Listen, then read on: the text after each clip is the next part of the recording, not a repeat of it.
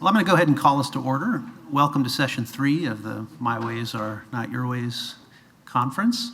Our speaker will be Professor Evan Fales of the University of Iowa, with a response by Professor Alvin Plantinga of the University of Notre Dame. And without further ado, we'll get started.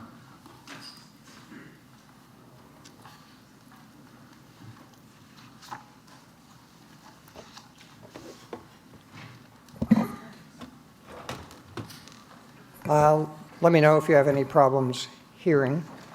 I do have a soft voice, I'm told.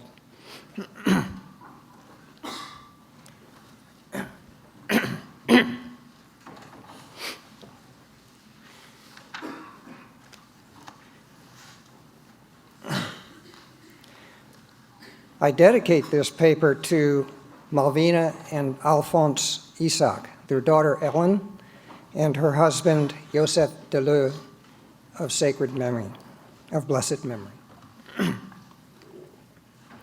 According to the tradition, we may know moral truths in 2 ways, by reason and by faith.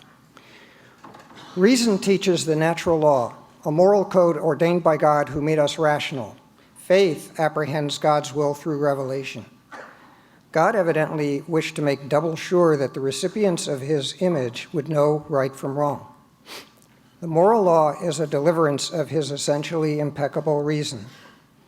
Thereby, the medieval theologians solved the Euthyphro dilemma by going between its horns. The moral law is neither sovereign over God nor an arbitrary creation of his will. It lies at the heart of God's very essence. John Locke must have had this tradition in mind when he remarked that one test of the genuineness of revelation is whether it conforms to the moral law.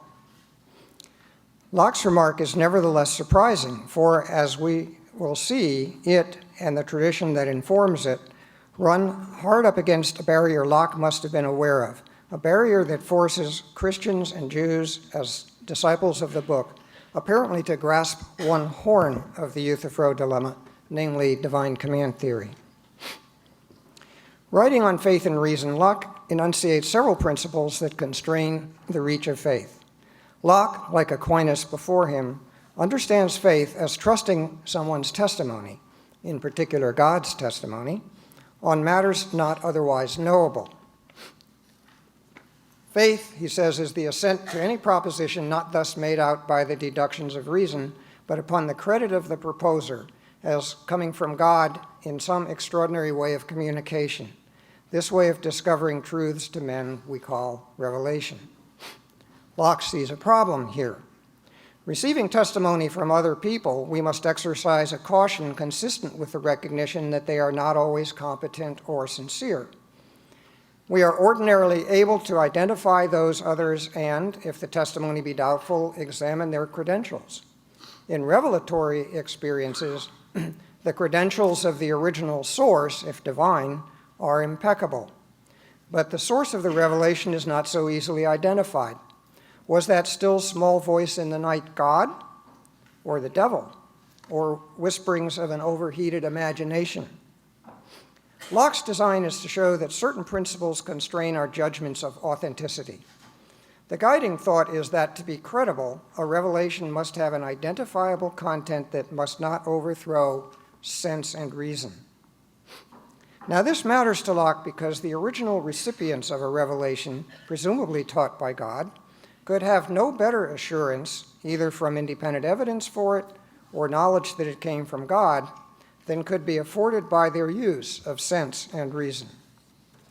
To privilege their cognitive faculties over our own, having no reason to suppose ours defective, would be to call radically into question the reliability of ours, and thus to abandon hope that we can reach the truth in such matters, or indeed any knowledge at all. Locke is relying on the principle that nothing gives the early followers of Jesus authority in doctrinal matters, sufficient authority to subvert our own fundamental sources of justification, save authority conferred by God himself. But how to determine whether God has spoken? That requires evidence, and here no one has any recourse but to her natural faculties.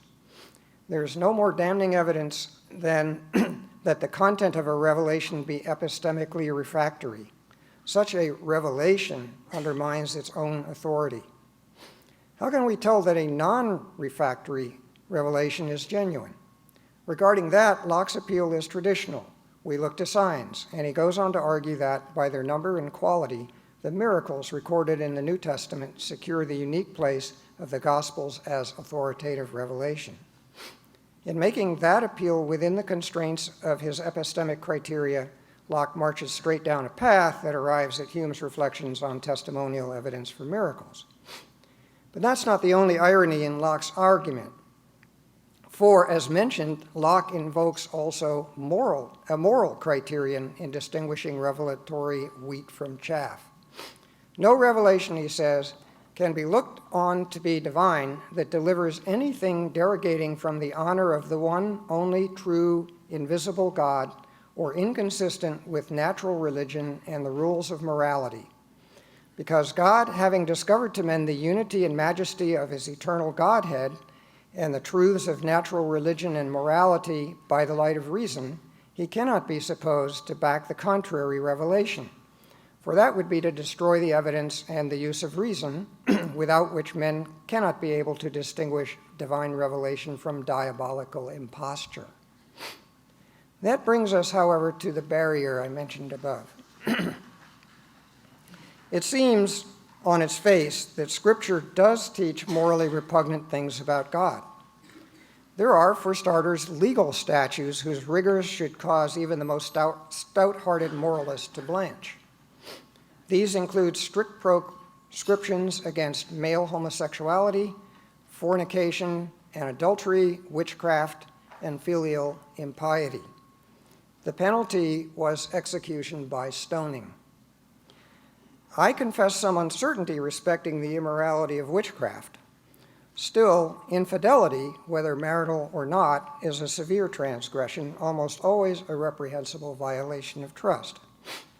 But death by stoning, and such a penalty for cursing one's parents and homosexual acts, indeed any penalty for the latter, is morally indefensible.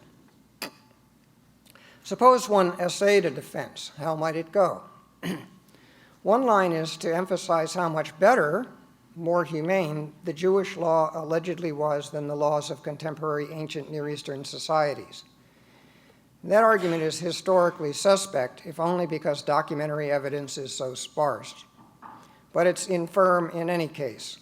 Why should a divinely guided Israel be merely better than its neighbors?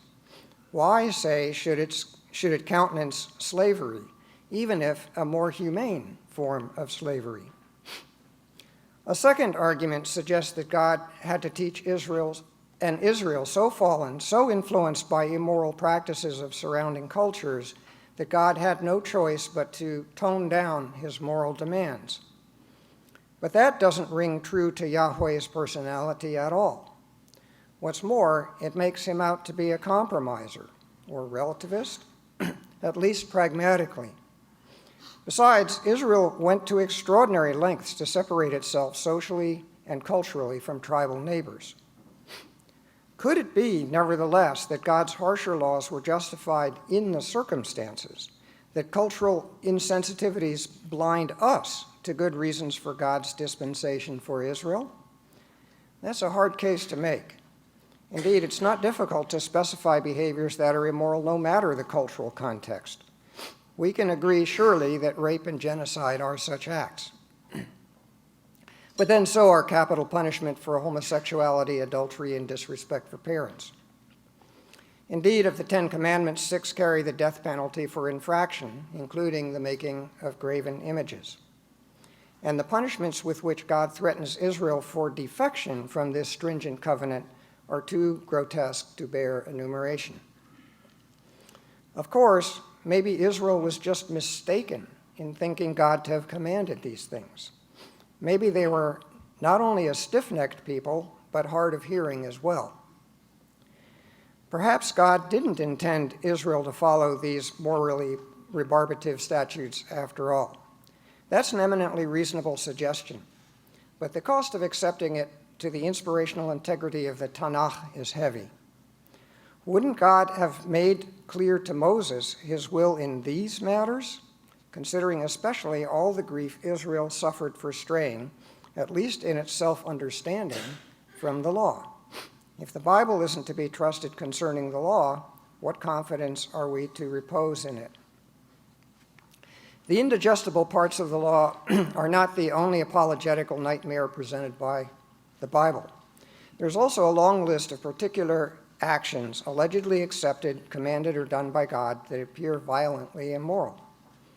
I can't even begin to catalog the horrors, as I shall call them,